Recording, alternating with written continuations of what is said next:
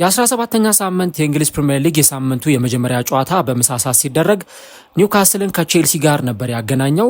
ጨዋታው እጅግ በጣም አዝናኝ እንዲሁ ደግሞ ለገለልተኛ ተመልካች ለማየት እጅግ በጣም የሚማርክ ጎሎች የነበሩት እንዲሁ ደግሞ ቼልሲ ከመመራት ተነስቶ ነጥብ ይዞ የወጣበት ከዚህም በተጨማሪ ቆንጆ የቅጣት ምት ጎል የተመለከትንበት ቼልሲ በጨዋታው ላይ አሸንፎ ለመውጣት እስከ መጨረሻው ድረስ የታገለበት የጨዋታ መርሃ ግብር ነበር።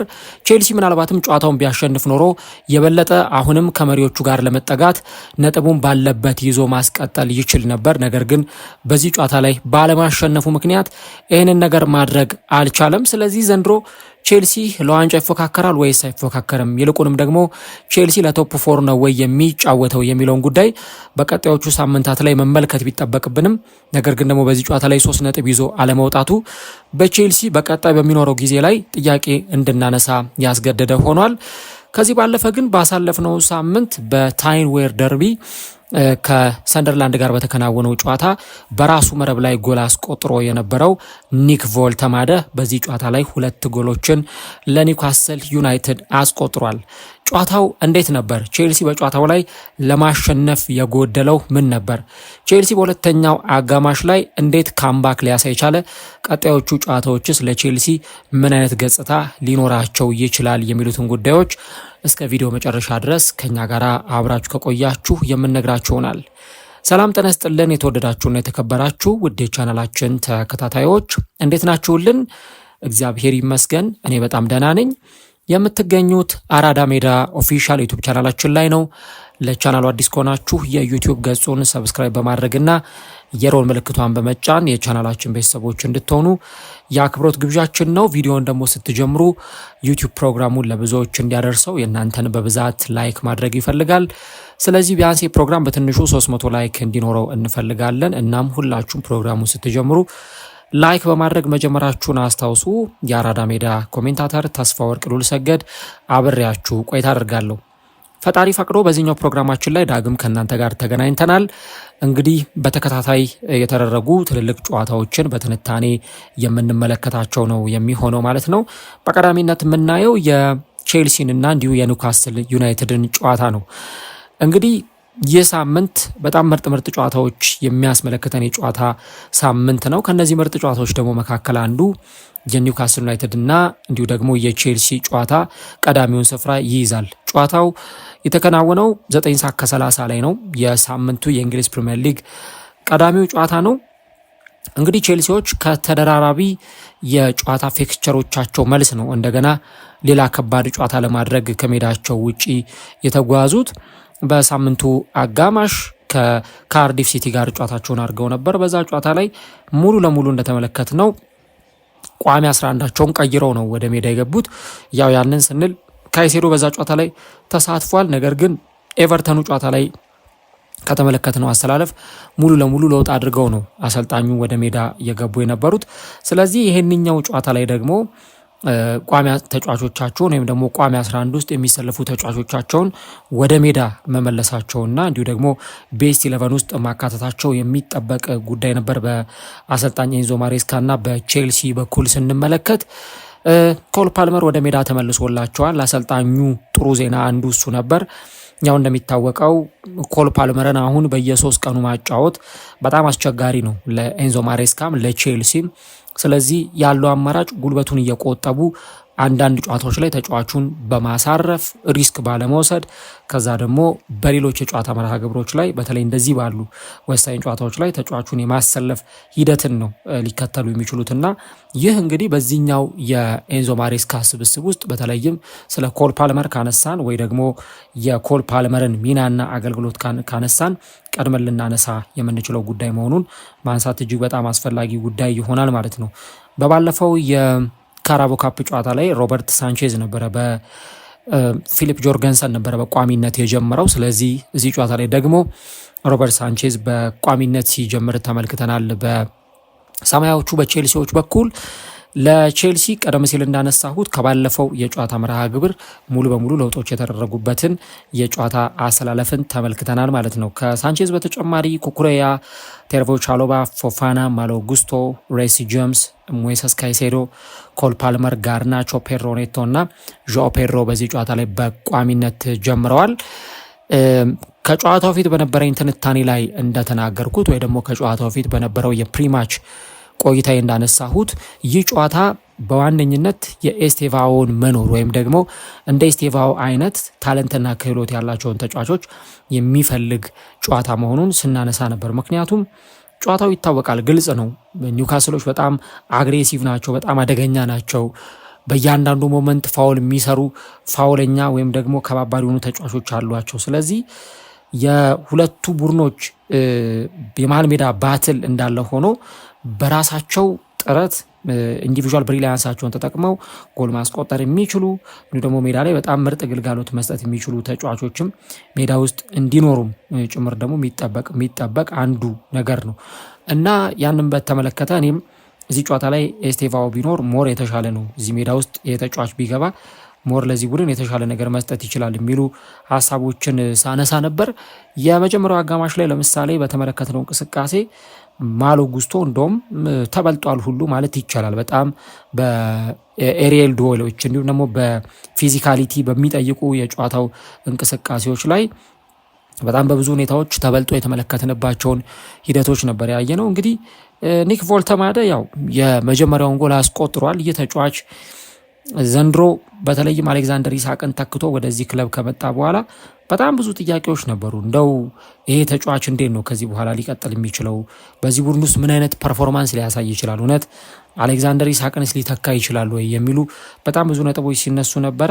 ግን ደግሞ ያም ብቻም ሳይሆን ከዛም በጣም በተሻለ ኢቨን ከታሰበውን በጣም በላቀ ሁኔታ ተጫዋቹን ሲጫወት ነው የተመለከት ነው የሚገኘው። የሚጠበቅበት ትልቁ ነገር ጎል ማስቆጠር ነው። ያንን የጎል ማስቆጠር ኃላፊነቱን ደግሞ በደንብ በአግባቡ እየተወጣ ነው የሚገኘው።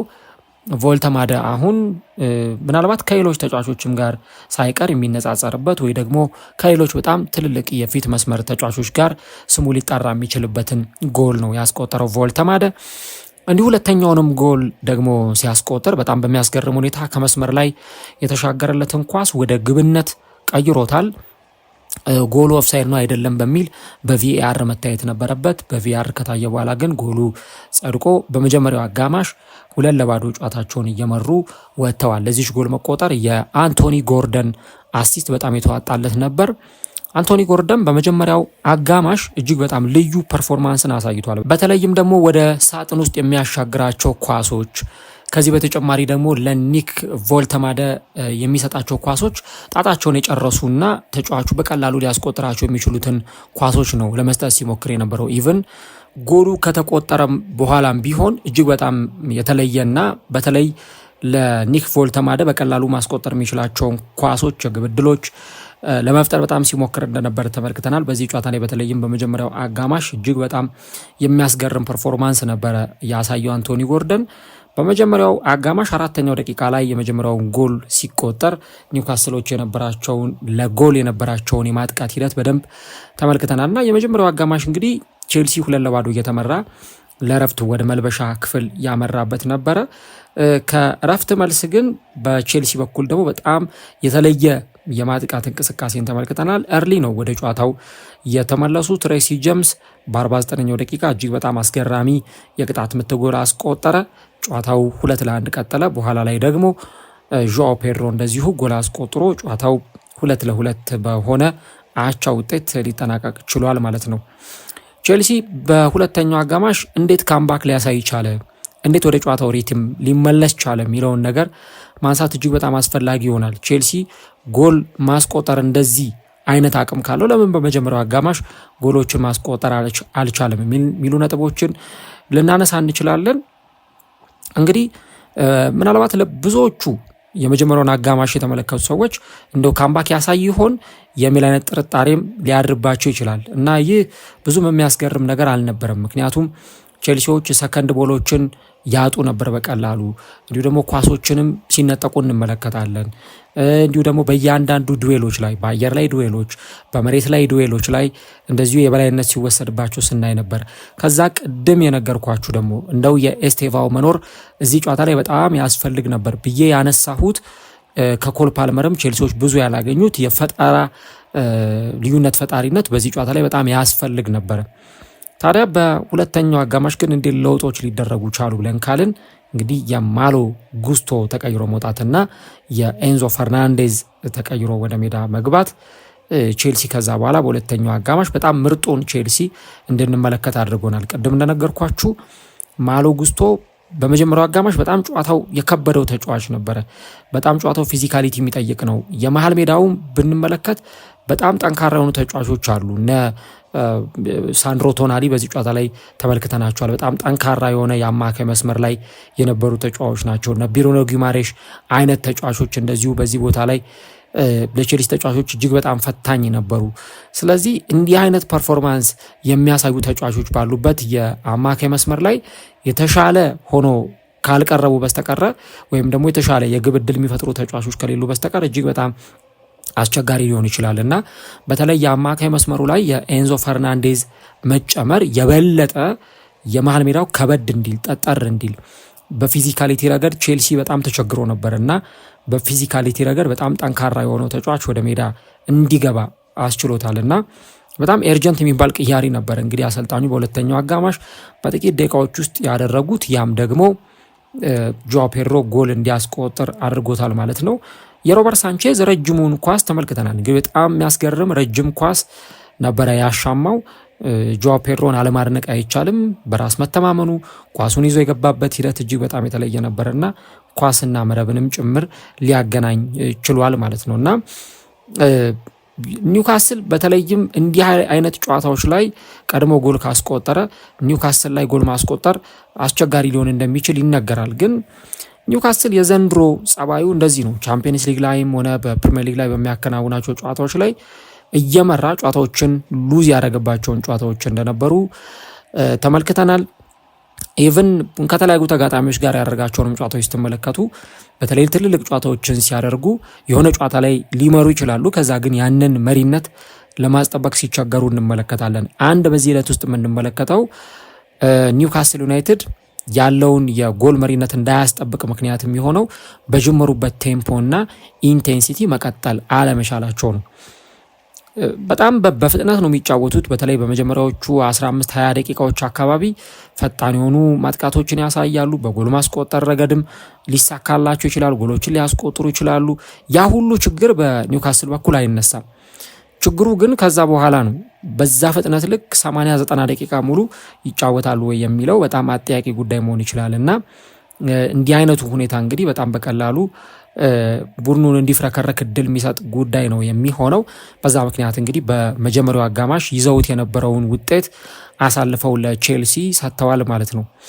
የመጀመሪያው አጋማሽ ግን በቼልሲ በኩል ደካማ የሚባል ነበር ወይ ደግሞ በጣም ትክክል ያልሆነ የመጀመሪያ አጋማሽ ነው ወይ እየተመለከት ነው ብለን ካልን ልክ ከሊድስ ዩናይትድ ጋር እንደነበረው ጨዋታ ቼልሲ በሊድስ ዩናይትድ 3-1 እንደተሸነፈበት አይነት ጨዋታ ብንመለከት ይሄንኛውም የመጀመሪያው አጋማሽ በቼልሲ በኩል ጥሩ ያልተንቀሳቀሱበት ጭምር ነበር።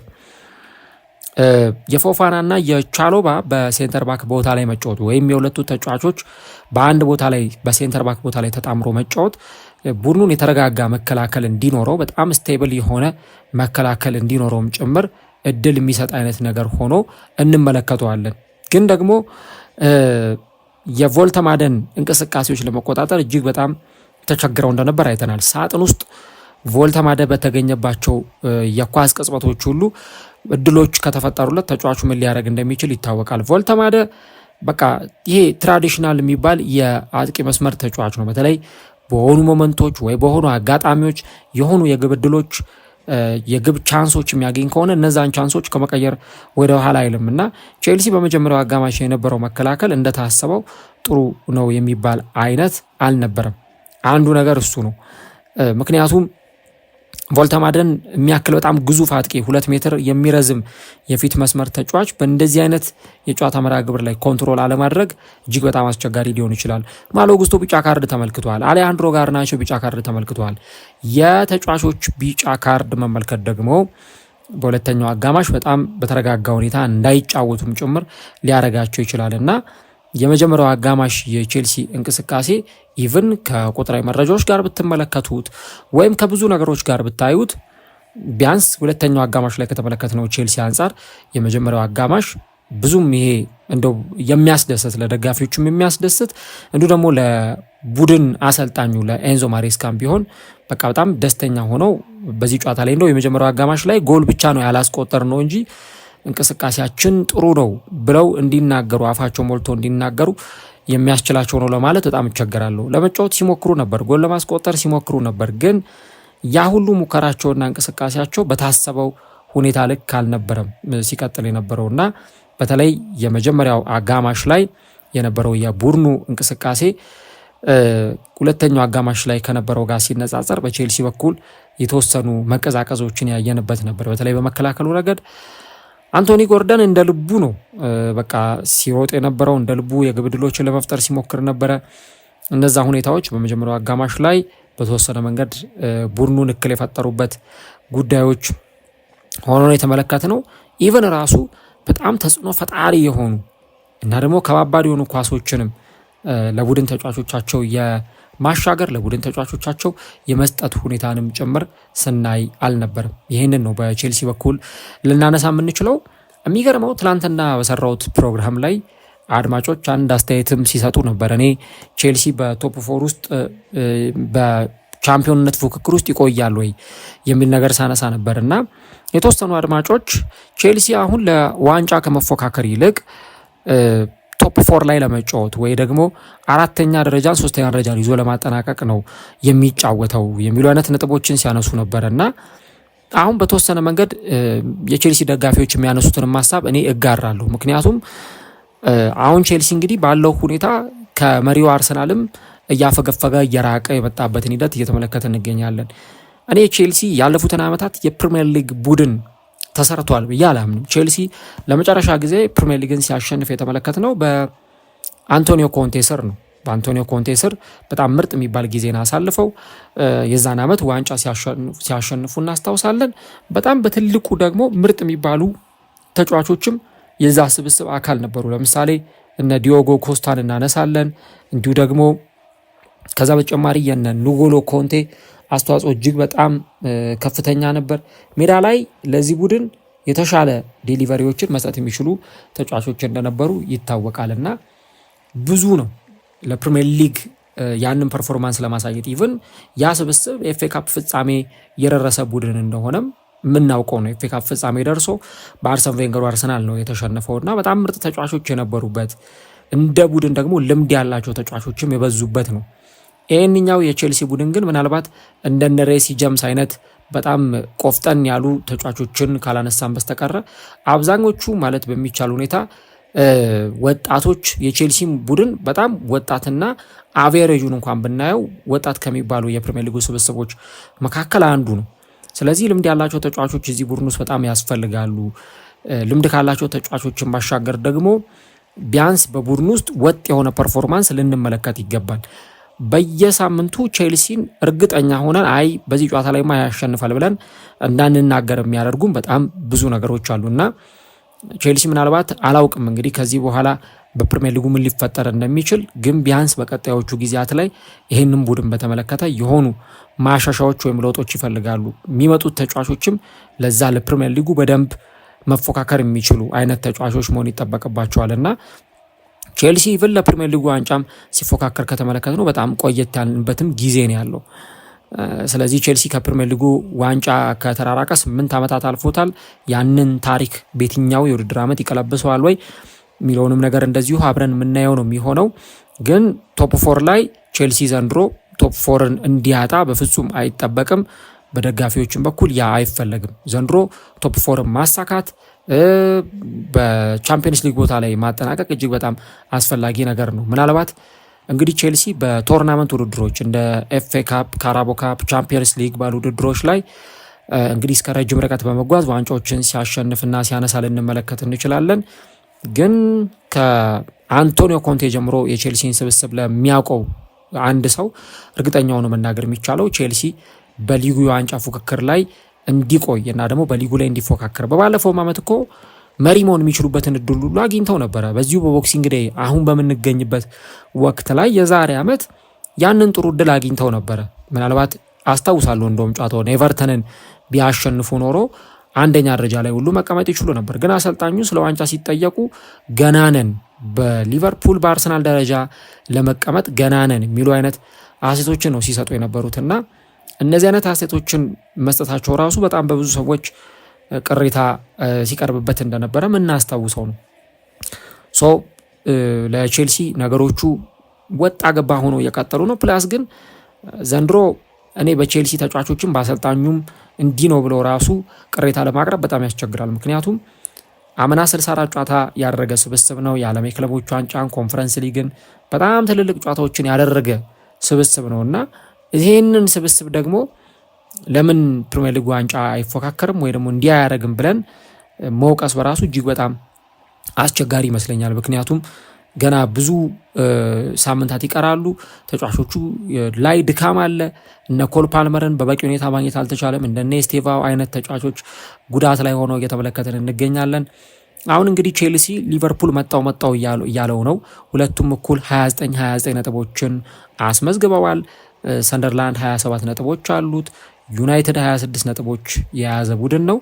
እንግዲህ ዩናይትድ አስቶን ቪላን የሚያሸንፍ ከሆነ እንደውም ከቼልሲ ጋር እኩል በነጥብ 29 ነጥቦችን ማስመዝገብ ይችላል እና እነዚህ ነገሮች እንግዲህ ምን ያክል ነገሮቹ የበለጠ አስቸጋሪ እንደሚሆኑ የሚያሳይ ነው። ቅድም እንዳልኳችሁ ከአርሰናል ጋር በጣም እየተራራቀ መጥቷል እና እነዚህን ነገሮች ማንሳት እጅግ በጣም ጠቃሚ ነገር ይሆናል። ሌላኛው ግን ከዛሬው ጨዋታ ጋር ደግሞ ተያይዞ ቢያንስ ጨዋታውን ወደ ራሳቸው ለማምጣት ውጤቱን ወደ ራሳቸው ለማምጣት ውጤቱን ለመቀልበስ ካምባክ ለማሳየት የነበራቸው ጥረት እጅግ በጣም የሚደገፍና ውጤታማነታቸውን ደግሞ የበለጠ ያሳዩበት ነበር። የማሸነፊያ ጎል የሚያስቆጥሩባቸው እድሎች ነበሩ። እነዛን ግን ሊጠቀሙባቸው አልቻሉም። ጨዋታው ካበቃና ከተጠናቀቀ በኋላ እንግዲህ የሁለቱም ቡድን አሰልጣኞች የየራሳቸውን የሆነ አስተያየት ሰጥተዋል። ኤንዞ ማሬስካ ከሁለተኛው አጋማሽ በኋላ በነበረን የጨዋታ እንቅስቃሴ ከሆነ ጨዋታውን ማሸነፍ ይገባን ነበር የሚል አስተያየታቸውን ነው የሰጡት እና በተለይም ደግሞ ከሁለተኛው ጎል መቆጠር በኋላ እንደገና ጎል ማስቆጠር የምንችልበት፣ ሶስተኛ ጎል ማስቆጠር የምንችልበት፣ አራተኛ ጎል ማስቆጠር የምንችልበት በጣም ግልጽ እድሎችን አግኝተን ነበር። ነገር ግን እነዛን እድሎች ልንጠቀምባቸው አልቻልንም ሲሉ ነው አሰልጣኙ ኤንዞ ማሬስካ የተናገሩት።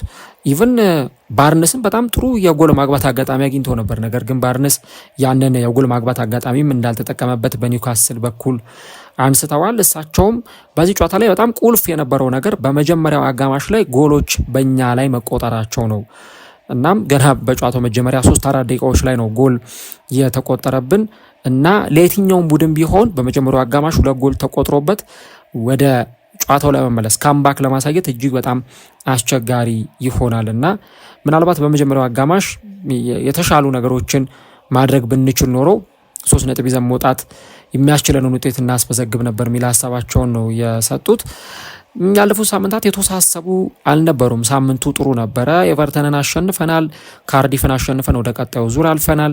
እንዲሁ ደግሞ የኒውካስልንም ውጤት ካያችሁት ከሜዳ ውጭ የተመዘገበ ውጤት ነው፣ ከኋላ ተነስተን ያስመዘገብነው ውጤት ነው እና በተጫዋቾቼ የሜዳ ላይ ትጋት እጅግ በጣም ደስተኛ ነኝ የሚል ሀሳባቸውን ነው የሰጡት። ነገር ግን ደግሞ የመጀመሪያው አጋማሽ ብዙ ነገሮችን ያስተላለፈላቸውን መልእክት እንዳለም ጭምር ነው አሰልጣኙ የተናገሩት። በአንጻሩ ኤዲሆ ግን በጣም ተበሳጭቻለሁ ብለዋል። ሪሊ ዲስአፖይንትድ፣ ምክንያቱም እኛ ማሸነፍ ይገባን ነበረ ሲሉ ነው የተናገሩት። በመጀመሪያው አጋማሽ ምርጡን 45 ደቂቃ አሳልፈናል የሚል ሀሳባቸውንም ጭምር ነው የሰጡት። ከዛ ውጭ ግን የአንቶኒ ጎርደንን የፍጹም ቅጣት ምት ሞመንትም በተመለከተ እሳቸው ተናግሯል እና ከእንዲህ አይነቱ ትንታኔ ጋር ብዙም ልግባባ አልችልም፣ በፍጹም የማለስማማበት ሀሳብ ነው እና ውሳኔው በፍጹም የተሳሳተ ነው የሚል ሀሳባቸውንም ጭምር ነው የሰጡት። እንግዲህ ጨዋታው በዚህ ውጤት ተጠናቋል። ያው ኒውካስል ዘንድሮ ለአውሮፓ መድረክ ይበቃል ወይ? በጣም አስቸጋሪ ነው። አሁን 11ኛ ደረጃ ላይ ተቀምጧል በ23 ነጥቦች። ቼልሲ ግን ይህንን ውጤት ነው ያስመዘገበው። እስቲ እናንተስ ምን ትላላችሁ ስለ ጨዋታው፣ ስለ ሜዳ ላይ እንቅስቃሴው?